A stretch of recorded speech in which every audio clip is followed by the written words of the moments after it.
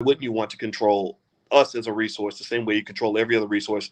I just read a story the other day where they were referring to the fact that there was a town that had these private prisons, and they were complaining to legislators that if they stopped letting them use prison labor, that the town would go broke. It would be complete chaos because they don't have any ability to they can't find workers that'll work for $1 a day.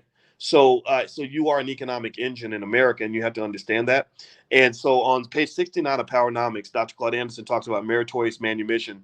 And he says the subjects were nearly 15 million African slaves on plantations. The goal was to control a large group of captured slaves and make them hardworking, fearful, dependent, docile, submissive, and loyal labor tools to build wealth for their captors. So your job, your goal, or their goal for you was let's go through each word carefully so you can understand it, so you can see it or you can identify it when you see it in modern day behavior. Let's see here. Hardworking. Well, black people work extremely hard. We love to work for massa. Fearful. We are definitely afraid of massa, and we a lot of celebrities they won't say certain things because they're scared of the consequences. Dependent. We're not an independent people.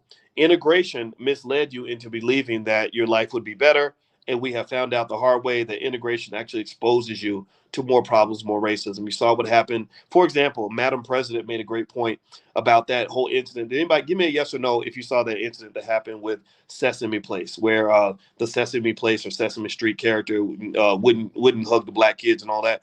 Well, Madam President made a really good point. I shared her video. I thought it was great. She said, this is what integration gets you. What integration did, unfortunately, was it killed so many black businesses that we don't have our own entity. So we're forced to take whatever people do to us. Right? So we're loyal and committed to Sesame Street when there is a black version of Sesame Street out there. I'm sure that some black man or black woman has created. I don't know if y'all have ever seen that lady. I think her name's Tabitha Brown. Tabitha Brown does really great YouTube videos. She's a black woman. She's kind of like a black female Mr. Rogers, basically. She's really good at what she does. And so in my book, it's not a matter of so much just being mad at Sesame Street because they don't want to hug the black kids. I mean, sure, it's terrible, and we should fight that if we feel compelled to do so. But why do you feel like you have to be there in the first place? You've got people like the Tabitha Browns out here that are doing really great things, for the community, that are creating great children's programming, etc. So a lot of times we're led to believe that his ice is colder, that his entities are better and more important. We have typecast and stereotyped ourselves into believing that we are supposed to just be the laborers, and that the white man is supposed to be the builder. The white man is supposed to be the warrior. The white man is supposed to be the CEO.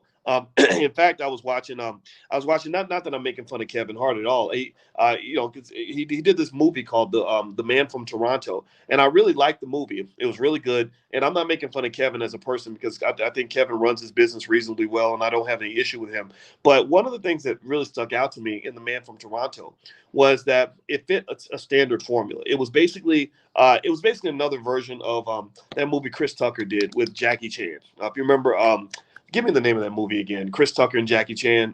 Rush Hour. Rush Hour. Yeah, so it was basically another Rush Hour. Effectively, you have the strong guy that can fight, that is brave and can kick ass, and then you've got the little sidekick, the black sidekick that's hilarious, a complete coward, really, and a bumbling idiot. And one of the things that's interesting to me is I've seen that played out so many times, where the black character is presented to the world as the weak, bumbling idiot. Right? We think that's great to see the black man that is scared to death. Anytime the bad guys come, he's running, he's screaming, he's crying like a little girl. He's comic relief. He makes everyone laugh. And then you have the serious guy that's actually getting things done. That's what Woody Harrelson played. Woody Harrelson was super competent. He was quick. He was smart. He was brave. He could kick everyone's butt. Kevin Hart was the one who sat around with dumb ideas, who was scared to death, who made everyone laugh. And the black man, typically, in my view, that's how we're typecast. We are typecast as the comic relief. And in fact, there was a Transformers movie. I think it was like the third one or the fourth one, where they literally leaned on that stereotype. They had Optimus Prime. If you watch Transformers movies, there's a character, Optimus Prime, who is all American. He's brave. He's the leader. He's the alpha. He's the alpha male, right? And he leads the group, and he's very competent, very smart. And then they had two two characters that were clearly black. They spoke in like the kind of slang from the hood, and they were just kind of like they sounded like two brothers, right? And they were literally the biggest idiots ever. And they were scared of everything, and they were completely weak. So the black man and the black woman in America, you've been typecast in certain ways. And the thing is that because these people make lots of money to play these roles, you see that as a sign of success. Like you're really almost like a hooker that makes a lot of money. So she feels that is as successful as somebody who makes money without taking her clothes off. But that's not the same. One's a prostitute, one isn't. Right. So ultimately, I just want you to kind of watch out for this because because generally speaking, a lot of public taste and culture is driven by the people that have the money. So if I go and I grab every bumbling idiot of a black man, every black man that's doped up, every black man that's ignorant as hell, every black man that's an embarrassment to the community, and I pay them lots of money, then what I'm doing is I'm setting a template and an example for young children.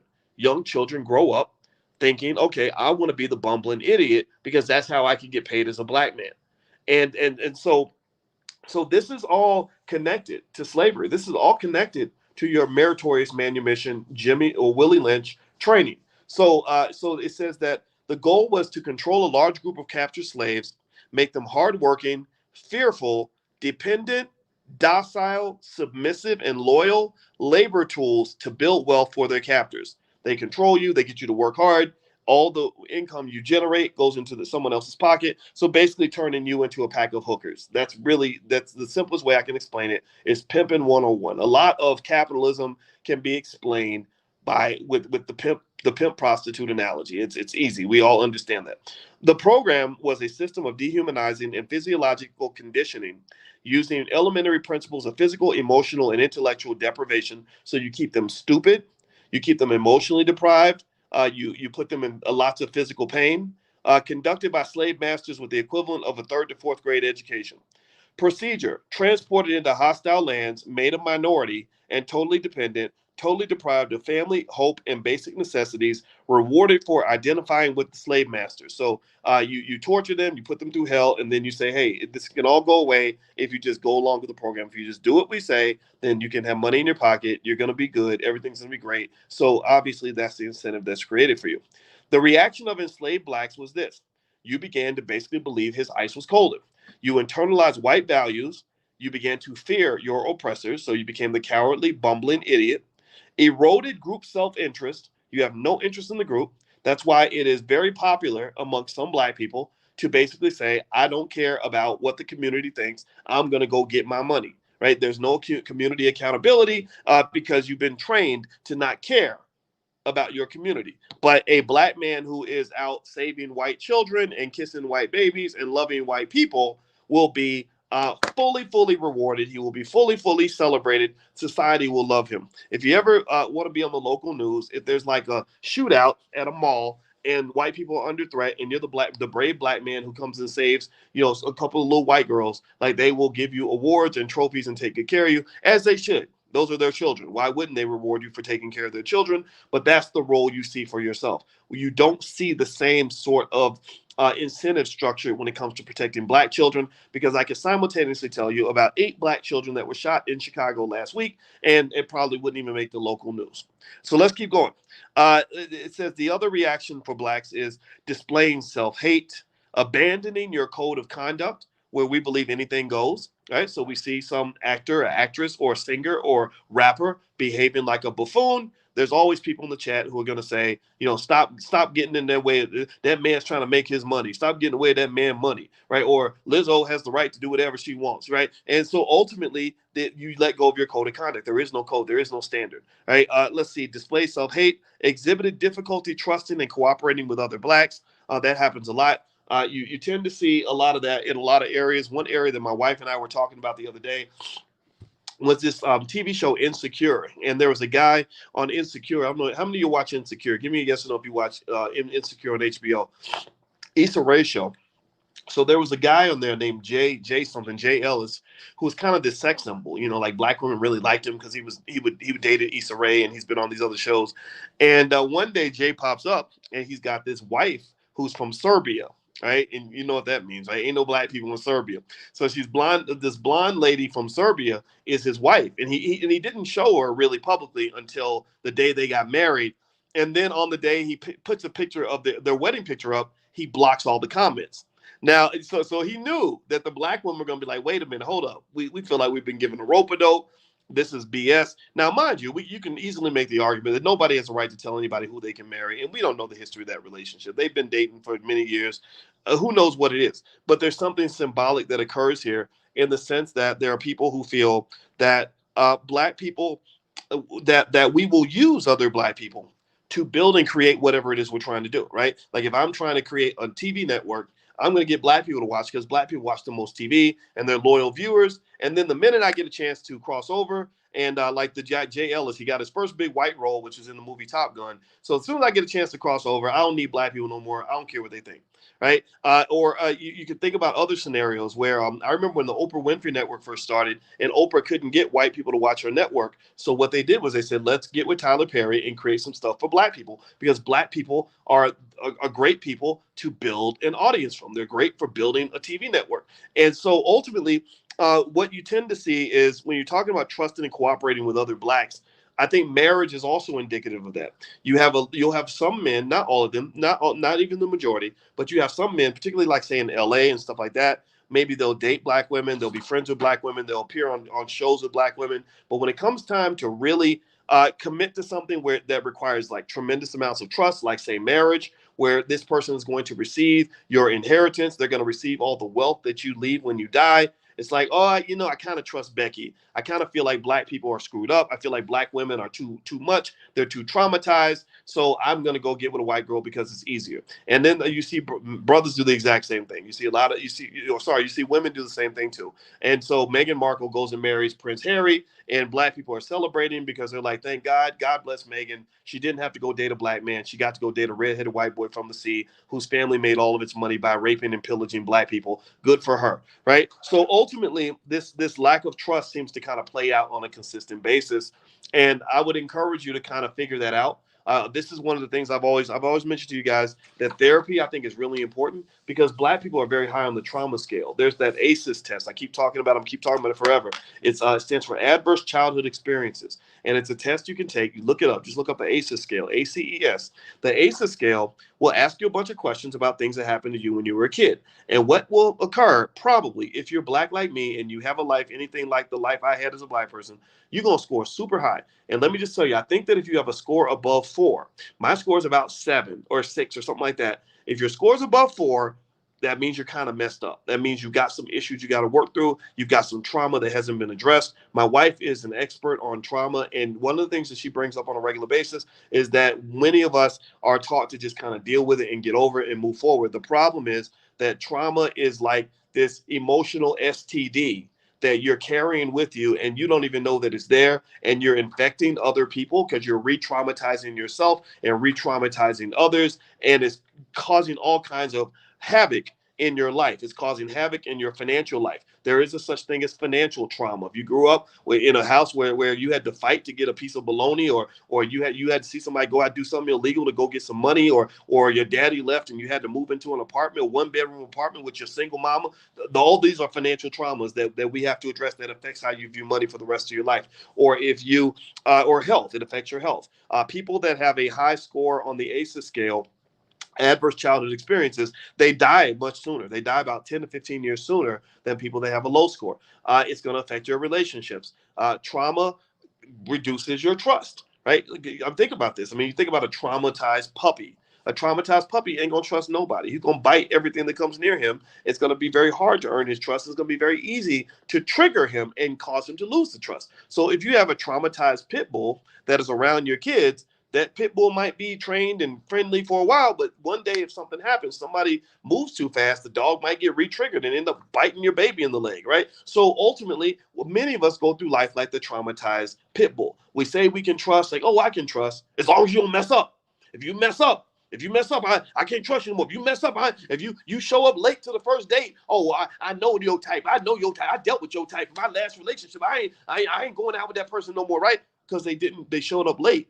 for the first date, or they said they were gonna call you at 8 o'clock and they called you at 9 o'clock, right? So little things like that can cause a triggering, and people that have a lot of trust kind of are able to let things go. The little things don't cause them to destroy their relationships because they're not in a mindset where they're consistently trying to socially distance from other human beings. So look into that. This is important. Why? Well, because this plays, it's called the ACEs test, Ryan. It's ACES, Adverse Childhood Experiences. Somebody type ACEs in the chat, and feel free to go look it up, y'all. It's really beneficial. I think it'll make a difference for you. All right. So Dr. Anderson talks about this. He talks about how what you've gone through over the last hundreds of years has really affected how you trust each other. And let me just tell you this: you can't build economics if you don't have trust. Trust is very important.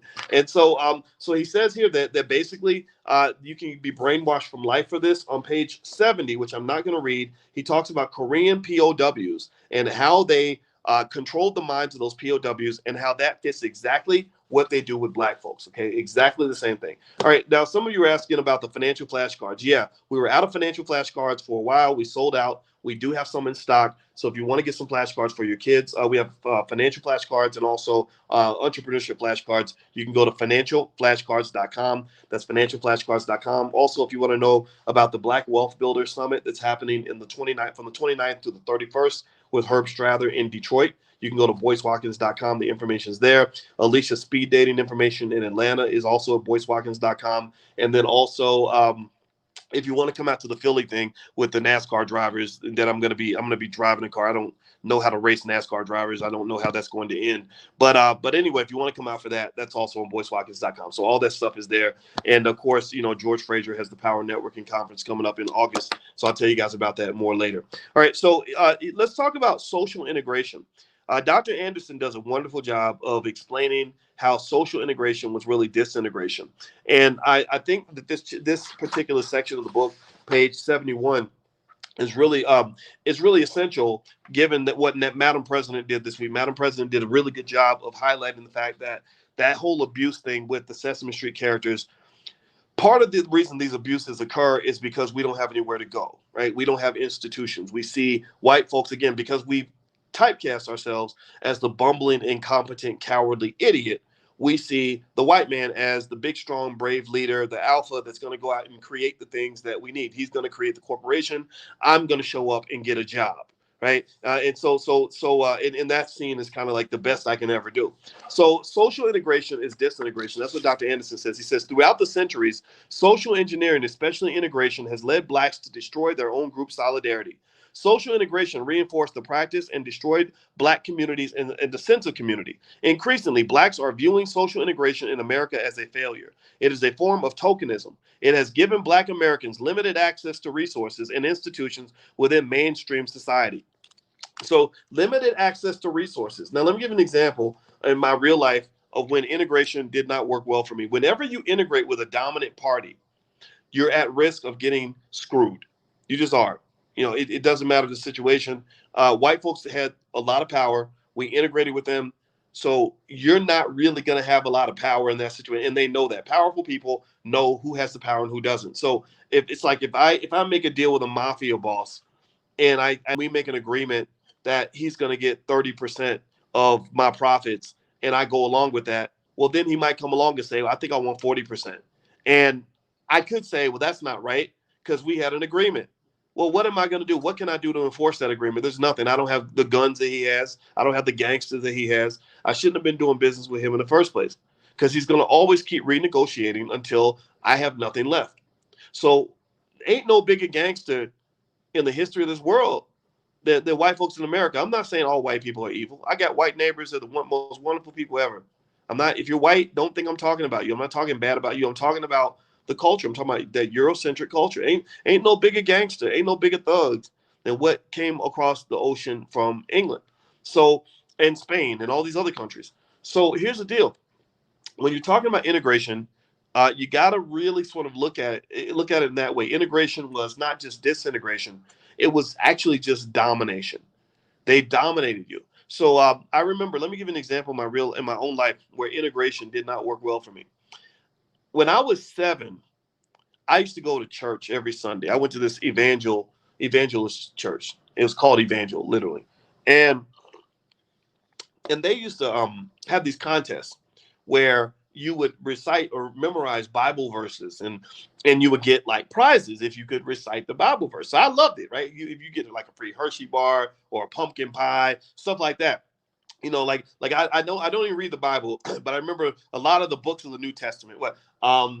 Galatians, Ephesians, Philippians, Colossians, and I can't remember the whole thing, but Matthew, Mark, Luke, John, Galatians, Ephesians, Philippians, Colossians. Is that right? I can't. I see. It's gone now, but I had all that stuff memorized. So because I won the contest, they they gave me something that was like a little kid's dream. They had a big old jar of pennies, and they said, because you won, you can put your hand in the jar and grab as many pennies as you could grab. That was a big deal when you're 7, man. I mean, I'm about to get paid up in here, right? So I'm getting ready, stretching my hands, ready to hop in. I had this friend. His name was Warren. So, Warren, if you're listening, I just want to say you can kiss my whole entire ass, because I remember what you did to me when I was 7. See, and we all need therapy. So let me tell you what Warren did. Warren said, hey, why don't you let me grab the pennies for you, and then we can split the money. And of course, my little 7-year-old spidey senses, I'm like, I don't know if I trust you with my money like that, right? And but Warren said, no, I'll give you your money, I promise. And my hands are bigger, because Warren was like 10, right? That's like a grown up when you're 7, right? So Warren had these big, what I thought were like some big grown man hands at 10 years old. And I had these little 7-year-old hands. So I'm sitting there thinking, like, okay, maybe this is gonna work. Maybe if I integrate with partner with Warren, that's all integration is. All integration is like a business partnership. So he was proposing a partnership. Let me use my hand to grab the pennies. I'll grab more pennies, and then we'll both have more money. Sounds good on the surface. Well, you can probably guess how this story ended. Let me tell you what Warren did. So I went ahead and let Warren reach into take my job and go grab the pennies out of the penny jar. And next thing you know, I'm looking for Warren. I'm like, hey Warren, where's my half of the money? How much did we get? Warren's like, I don't know what you're talking about. Literally, I'm fired up. I'm 7. No, I can't whoop a 10-year-old. I go to his house. I knock on the door. Hey, Warren, where's my penny? Where's my money at? Warren never paid me, because Warren knew he didn't have to pay me. He knew that he was 10, I was 7, and he could whoop my little black ass in 3 seconds flat. And I had no ability to enforce the agreement that me and Warren had made. Why? Well, because I made the mistake of integrating with a more dominant party, generally integrating with somebody who really couldn't be trusted. But even then, if I was going to do something like that, I would have been better off doing it with a cousin or an uncle or somebody that actually cared about me. I don't know. I don't know how that could have worked out differently. But in that particular situation, that makes me think about how integration worked out for Black folks. You signed these Jackie Robinson type deals where they basically say, hey, come and hang out with us and your life will be better. The streets will be paved with gold. Look at your little raggedy businesses and look at what we've got. Your insurance companies are worth 2 million. Ours are worth 100 million. Right. So you're thinking like, okay, this is cool. This is great stuff. They've got the nicest neighborhoods. They got the best schools. They got the biggest banks. They got the most money. Well, we're going to integrate with all of that. So then you integrate and you let go of everything that you have. You let go of your businesses. You let go of your schools. You let go of your communities, and you move into their space. And then they say, okay, all right, nigga, go work in the basement. Or, yeah, we're not really, yeah, we know what we said we do, but you should just be happy to have a job. So stop all that complaining, because you ain't got nothing. You have no ability to enforce any of the promises that you think we made to you. And also on top of that, you created a whole community of marginalized Black people who now have nowhere to go because your community has no institutions. There's no space for mediocre Black people. There's only room for exceptional Negroes. You got to be in that top 2% for them to have any interest in you. If you're not in that top 2, 3, 4, 5%, then you're going to be doing whatever, only God knows what. That's why you got so many of your promising Black men sitting on the corner with nothing to do and nowhere to go because they don't have institutions. So social integration was a failed policy. It did not benefit Black people. It had a tremendous benefit for white people. White people's wealth went way up because they now had Black people who could become consumers for their products. They have Black people that they can make money from by putting their kids in these horrible inferior schools. They could make money they had a whole batch of new employees, so they could become much more productive because now they got employees, and they can can have you come and rent apartments from them in the buildings that they own, so that your salary that you're making by working for that white man can go to buy another white man a damn house. So you literally are making everyone rich except for yourself, because you have to re-embrace the power and the importance of ownership. When I created my business, I had zero interest in integrating my business with any larger entity out here. None. None. I don't care. I've had people with, billion-dollar entities that have approached me and said, "Wow, what you got going on online is really good, Dr. Watkins, and I'd love to find a way that we can partner and I can, do blah blah blah blah." I'm like, "Yeah, but that doesn't work. Sorry, I'm not interested. I'll talk to you. Maybe there's a synergy, but for the most part, it probably won't work, especially if you're trying to own what I have. No, I'd rather just own and control this. And it ain't got to be the biggest and the brightest and the baddest, but it's mine. And we make the rules over here. The buck stops with us. We are at the top of the food chain. You have to have a space, Black people. Just understand what I'm saying here. You must have a space where you are at the top of the food chain.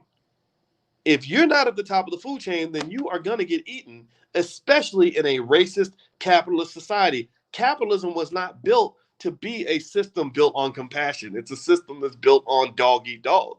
And if you don't have any power, it doesn't matter. They'll feed you symbolism all day long.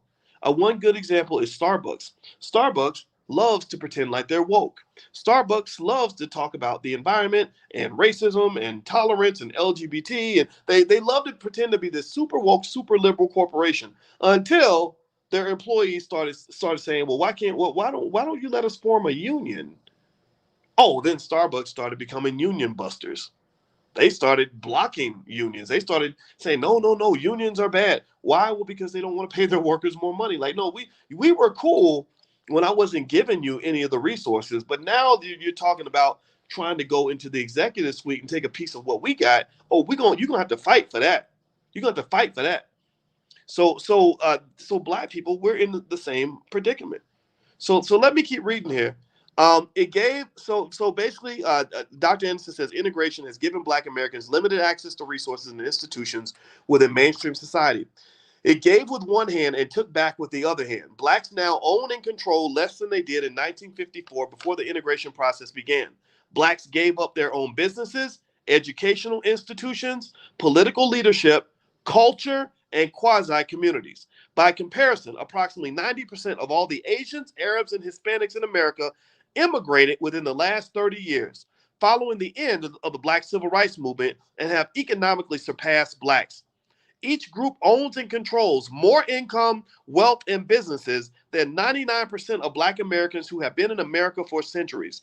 The Civil Rights Movement and social integration opened the nation's doors of wealth and power to everyone except Black people. Once the majority society consented to integrate Blacks, whites began a scorched earth policy, intentionally destroying large urban cities and abandoning them and cannibalizing their industries, businesses, and other wealth producing entities. That's how Detroit ended up with all those Black people, and damn near all your cities either owned by an Arab or a Dan Gilbert. That Dan Gilbert is the white guy who owned the Cleveland Browns or Cleveland Cavaliers, who wrote that runaway slave letter to LeBron. Y'all remember that when LeBron tried to go to Miami? He wrote that letter basically saying, "You ungrateful Negro, what's wrong with you?" He literally wrote that letter as if he owned LeBron. And so this guy owns a big chunk of the city of Detroit. And you don't own much of anything. Well, why is that? Well, the question is, what is your culture? When you ask children, what is it that you desire most in the world? What is it that you really want to do, you really want to be? I don't know. I want to be a bad bitch like Cardi B, or I want to be a rapper one day, or I want to be a basketball player, or I want to get a good job. You just get these crazy answers, right? Do you have a lot of your children just basically saying in your culture, "Oh, I want to be the largest landowner in the entire city of Detroit. I want to own 100,000 acres of prime real estate," or whatever the case may be? Or do you have your kids saying, "Oh, I want to own as many businesses as possible"? Do you have kids saying, "I want to own assets. I want to own stock. I want to have wealth"? Is that conversation prevalent? Or do you have conversations where kids say, "Oh, I want to get a new iPhone and a pair of Jordans because I'm going to be lit when I go back to school"? Where's your culture? If you're not aiming for the target, then guess what? You're not going to hit the target. You don't become wealthy and powerful by accident. It takes a tremendous amount of intentionality to create wealthy, powerful children. So, what are we intentionally creating? What are they thinking about on a daily basis? What is their greatest passion? Is their goal to be the smartest person they can possibly be, to have the most knowledge they can have, or is their goal to be able to, uh, you know, hit jump shots and throw a football down the football field or run the 40-yard dash in 4.4 seconds? It all starts in childhood. It all starts in culture. It all starts in what you're talking about around the dinner table as a family. I talk to my kids. I told them the other day, I tell them all the time, you want to own land as soon as possible. You want to own as much as you possibly can get your hands on. You always want to own resources. Me and your mom bought this house because we want to rent it out and we're going to buy another one. And that's what you do. You want to own property.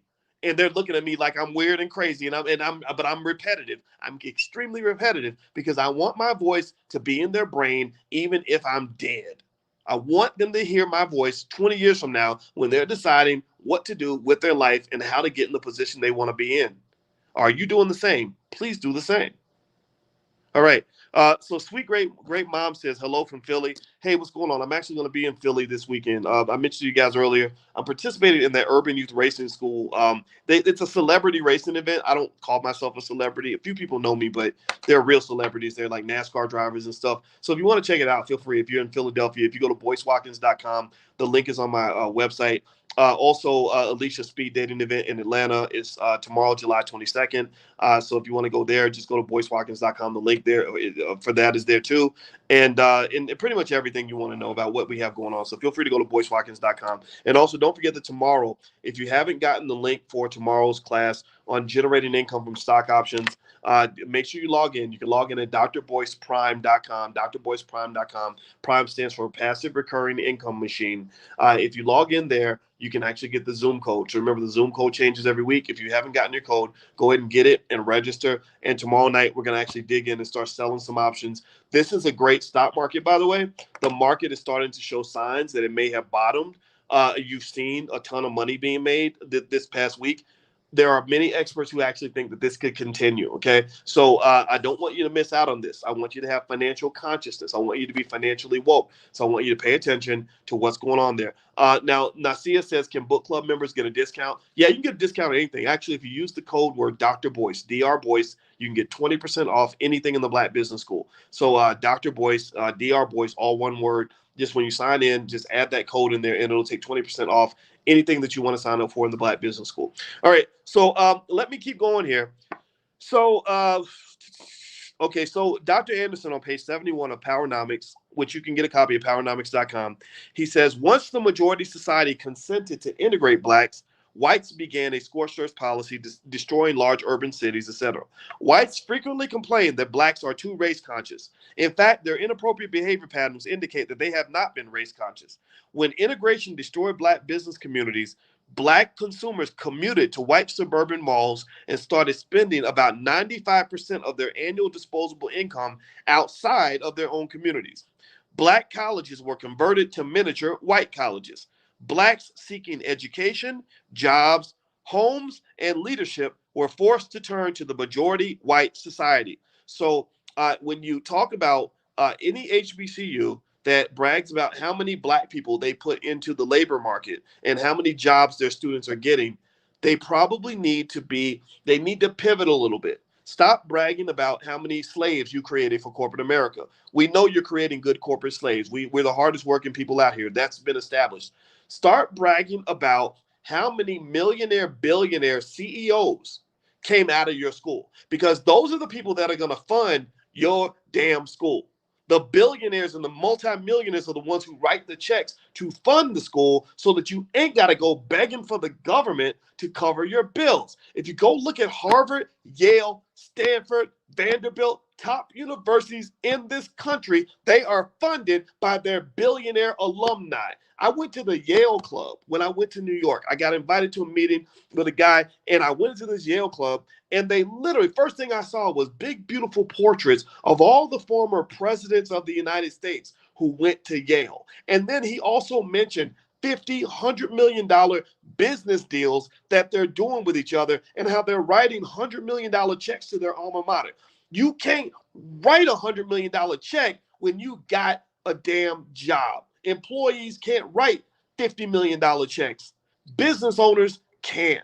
So how many business owners are you creating? Is this a fundamental aspect of the infrastructure of your institution? If I'm creating Boyce Watkins University tomorrow, which really that's kind of what the Black Business School is, right? So if I'm creating Boyce Watkins University and your child's going to that school, I'm going to make sure every single child knows how to start a business as a means to their own economic survival. There would not be one person coming through my school who has to go through life in fear of losing a job.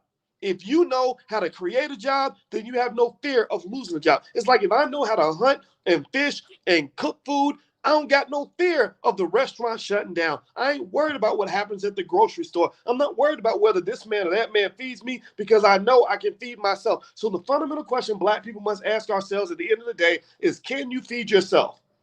If you go to bed every night having cold sweats and complete fear of what that man's going to do to you, then you know the answer to that question already. But just know that a better answer is out there. You just have to train yourself to want to go look for it. I don't care who you are, where you come from, what your experience is. Freedom is for everybody. Freedom improves the happiness of everybody. Slavery is, I can't imagine anybody who would rather be a slave than rather be free, especially when your slave master is somebody who does not love you. So when I talk to my kids, I'm going to end on this point, and then I'm going to let you guys go. I'm about to go spend time with my daughter, and we talk about freedom all the time, by the way. I'm not just talking to you guys about this. This is what I talk to my kids about. So when I talk to my kids about what they're going to do with their life and how, what career they want to have and all that, we don't even talk about jobs. I say jobs are something you do if you absolutely have to and you have no other way to survive. We talk about the creation of capital. I said, if you got a capital base, you ain't got to work for nobody and you're free to do whatever the hell you want. My youngest daughter wants to do hoity-toity stuff. She says, I want to grow up and be a dancer in Paris. And some people were like, well, how can you afford to be a dancer in Paris? Ain't nobody going to pay you to just go dance in Paris. Ain't nobody got to pay her to dance in Paris, because if we build a capital base for her where she's able to generate enough income from her investments to live off of, then she can go to Paris and be a dancer, and she's not going to trip out because she can't pay the rent. Do you understand? So the reality is that I really want you to think outside of that box. I want you to grow mentally. All of us are already in that path. I want to encourage you to keep doing that. I want you to sort of understand just the difference between what it looks like when you are the boss of your life versus when somebody else is the boss of your life. So your goal is not to find the best boss you can find. The goal is to kill the boss and become the boss yourself.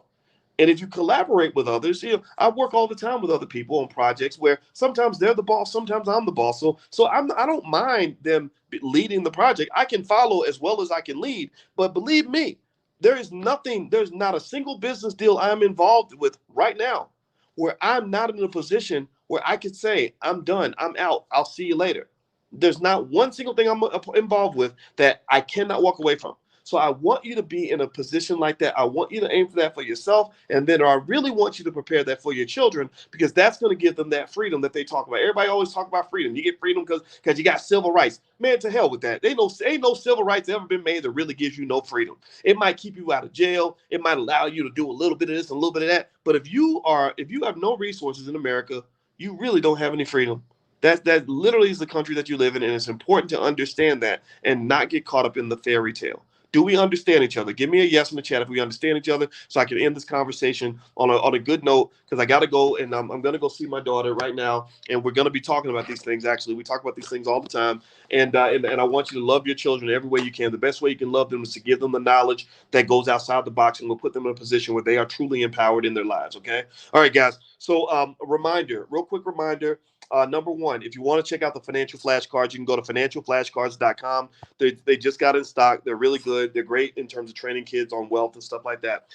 That's financialflashcards.com. Number two, if you go to boycewatkins.com, if you want to come to speed dating in Atlanta tomorrow, the link is right there. It's drama-free speed dating. If you want to come to the Urban Youth Racing School event in Philadelphia, where we're going to have all the NASCAR drivers and everything racing, feel free to go to boycewatkins.com. The link is up there too. Third, Herb Strather and Gary Shelton, two guys in Detroit who've done over $1 billion worth of real estate deals, are co-hosting with the Black Business School the Black Wealth Summit in Detroit, July 29th through the 31st. That's going to be epic. It's going to be awesome. These guys are brilliant. I vouch for them all the way to the end of the road in terms of their experience and what they know how to do. Gary has actually advised people like Oprah and Michael Jordan and knows people like Warren Buffett. He's a bad boy. So if you want to join that event, just take a look. Just go to boycewatkins.com. The link is up there as well. That's where it's all going down. So that's the epicenter of all the things that are happening right now. Okay, guys. So I'm out of here. If you're going to be in the stock options class tomorrow, I will see you tomorrow. And those of you that are not in the class yet, you can actually everything's recorded, so you can watch all the recordings, and it's yours for life. So feel free to go to boycewatkins.com and look for that link as well. If you want to get a discount, use that code Dr. Boyce, all one word. That'll take 20% off. All right, guys. So have a wonderful day. God bless you. Thank you for listening. I love you, and I will see you all very, very soon. Take care. Bye-bye.